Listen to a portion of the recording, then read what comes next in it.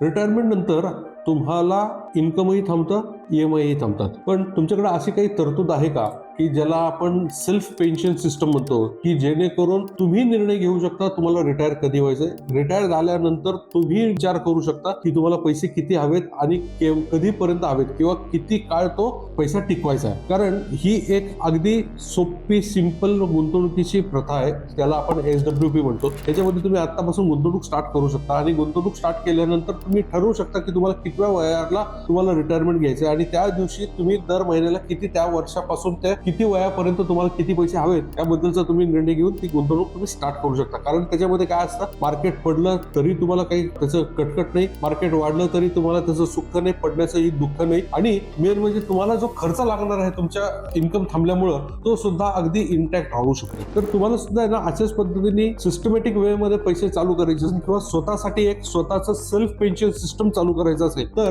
Pension म्हणून या व्हिडिओला कमेंट करा. दिलेल्या नंबरवर सुद्धा तुम्ही संपर्क साधू शकता. आपण तुम्हाला योग्य साधेल असे आपण तुमच्यासाठी पेन्शन स्टार्ट करूया.